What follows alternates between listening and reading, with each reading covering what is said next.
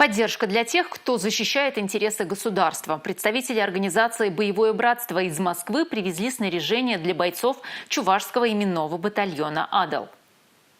60 комплектов бронежилетов с бронеплитами для личного состава батальона. Ребят, которые приняли добровольное решение участвовать в специальной военной операции от «Боевого братства». Привезли нашего «Боевого братства» в лице вашего земляка Сильвестрова Владимира Вячеславовича, который решил поддержать, так скажем, небольшими плюшками для наших ребят. Привезли мы бронеплиты БР-5, БР-6, достаточно хорошее качество. Они более-менее облегченные, это керамогранит. В одном комплекте входит 2 плиты, БР-6 спереди, БР-5 там сзади, в зависимости от задач, какие будут выполнять ребята.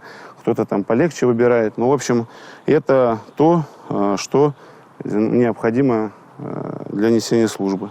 Представители братства рассчитывают, что их подарки надежно защитят бойцов Чувашского батальона. Милена Алексеева, Алексей Зотиков, Сергей Емельянов, Республика.